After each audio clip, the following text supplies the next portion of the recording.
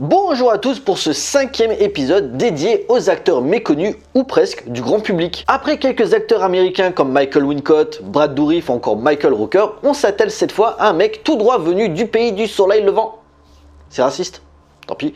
Le Japon, un acteur ayant marqué les années 90 pour ses rôles de méchants, mais également la geekosphère pour ses présences dans des adaptations de jeux vidéo, principalement là où ça bastonne sévère. Un acteur à gueule cassée comme on n'en fait plus en la personne de Kari Hiroyuki Tagawa. Remontons les souvenirs et c'est parti.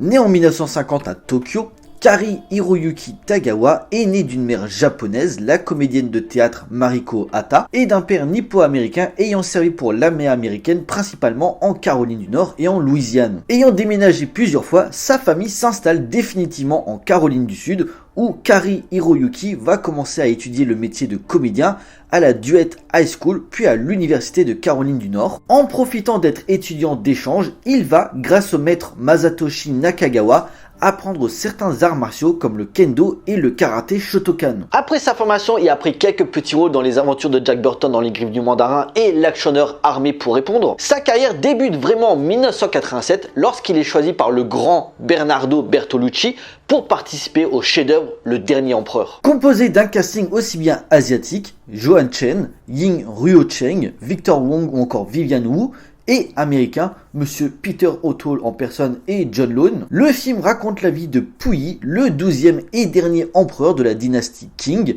qui régna sur l'empire chinois de son ascension en 1908 à l'âge de 2 ans. Le mec chie encore sur ses couches, il dirigeait un pays, ok, jusqu'à sa mort en 1967. Récompensé par 9 Oscars, cette magnifique fresque historique donne à Kari Hiroyuki Tagawa son premier grand rôle, celui de l'eunuque Cheng, l'un des conseillers de l'empereur. Si son personnage reste secondaire, sa performance va très vite lui ouvrir les portes à de plus grosses productions. En effet, 2 ans plus tard, il interprète un agent infiltré dans les narcotrafiquants hongkongais dans le 16e James Bond, Permis de tuer aux côtés de Timothy Dalton. Mais on va pas se le cacher, sa grosse période sera aux États-Unis. Sauf que quand t'es asiatique, japonais, coréen, chinois, on s'en fout, on sort les clichés.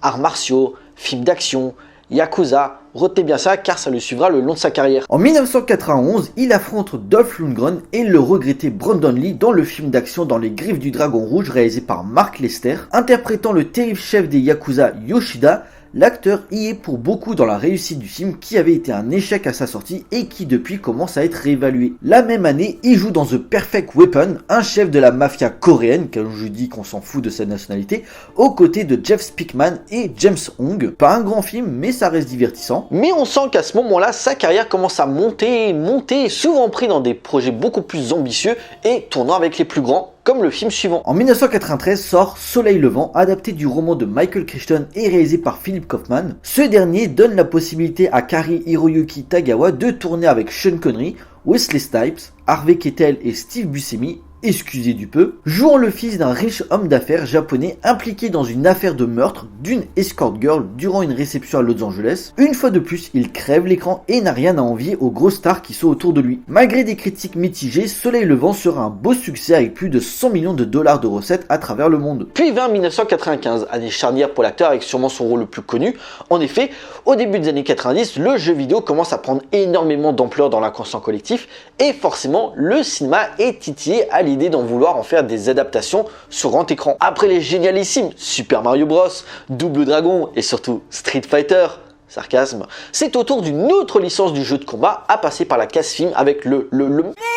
Merde, j'ai déjà fait cette blague en fait. Inspiré par la série de jeux créée par Midway Games, où le peuple de la Terre doit affronter celui d'Outre-Monde dans un tournoi appelé Mortal Kombat, dont l'issue sera la survie de l'humanité. Liu Kang, Johnny Cage, Sonya Blade, aidé par Raiden interprété par Christophe Lambert du côté des gentils, Sub-Zero, Scorpion, Goro dirigé par le sorcier Shang Tsung, interprété par Kari Hiroyuki Tagawa pour les méchants. Scénario simpliste, c'est un jeu de combat après tout, mais musique technoculte, combat plutôt bien chorégraphié dans l'ensemble et une certaine fidélité au jeu par rapport aux enjeux et aux personnages. Le public ne s'y trompera pas, méga succès à sa sortie avec 120 millions de dollars au box-office mondial, une suite en 1997, Mortal Kombat Destruction Finale, et surtout lance la carrière d'un futur grand cinéaste en la personne de Paul W.S.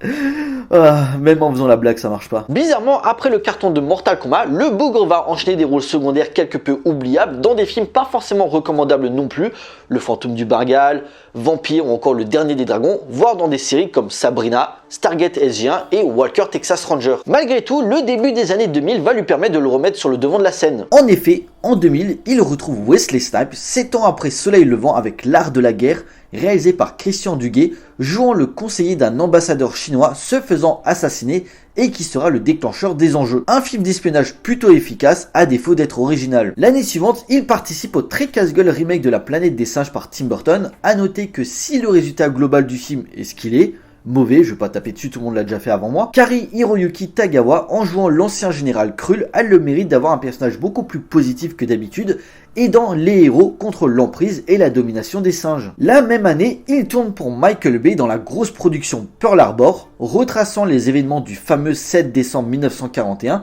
L'acteur est choisi pour interpréter un homme ayant vraiment existé, le commandant Minoru Genda, militaire japonais ayant servi dans la marine impériale avant et après la Deuxième Guerre mondiale. Il fut l'un des principaux stratèges de l'attaque de Pearl Harbor. Bon, son temps est minime, ce qui est dommage car je trouve que les moments montrant les Japonais en action sont les scènes les mieux filmées du film. En revanche, vous pouvez largement vous passer de Elektra, spin-off pourri du déjà bien pourri Daredevil avec Ben Affleck, jouant Roshi, le chef de la maléfique organisation La Main, envoyé pour tuer une jeune adolescente que Elektra va tenter de protéger. Bref, passons. Nous venons quand même d'assister, malgré que j'apprécie énormément l'acteur, à un enchaînement d'œuvres à la qualité plus que discutable et même sa présence dans le génialissime Mémoire d'une geisha n'y changera pas grand chose. Cependant, se rappelant son dernier gros succès où il avait l'un des rôles principaux, Mortal Kombat, ça tombe bien, les adaptations de jeux vidéo au cinéma continuent à proliférer, c'est ainsi qu'il s'essaye en 2010 à une autre licence du jeu de combat bien connue des gamers, Tekken. Tiré des jeux créés par Namco, je dois avouer que le film est loin d'être une bouse infâme. Étant fan des jeux durant ma jeunesse, les combats sont dans l'ensemble bien chorégraphiés et a le mérite de respecter les personnages principaux. Tagawa interprétant le célèbre Heihachi Mishima, créateur du tournoi. Franchement, il ressemble bien au personnage. Malheureusement, le film a coûté 30 millions de dollars, il en rapportera perte sèche. Cela ne les empêchera pas 4 ans plus tard de faire une suite, Tekken 2 Kazuya Revenge. Vous en souvenez?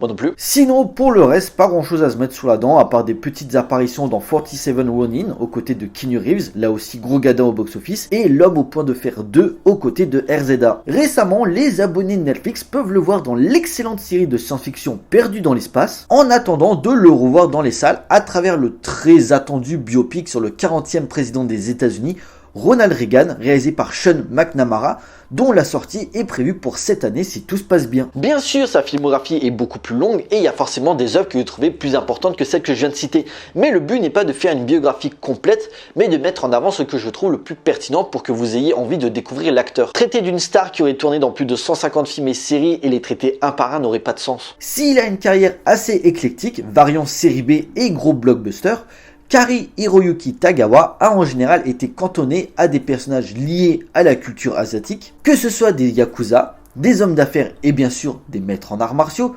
Cela n'enlève en rien son talent de comédien et d'avoir marqué les adeptes de jeux vidéo dans des licences populaires. Un acteur souvent réduit à des rôles secondaires, en particulier des ennemis, mais dont sa présence à l'écran est toujours impressionnante, méritant pleinement sa place dans cette émission. Voilà, cette vidéo est à présent terminée, j'espère qu'elle vous a plu, on like, on partage comme d'habitude. N'hésitez pas à me laisser des commentaires pour me dire ce que vous pensez de cet acteur, j'ai hâte d'avoir vos avis. Pensez à me suivre sur les différents réseaux sociaux pour suivre l'actualité de la chaîne et surtout, abonnez-vous pour la soutenir. Pour nous, on se retrouve pour une prochaine vidéo, d'ici là, portez-vous bien, allez voir des films, ciao.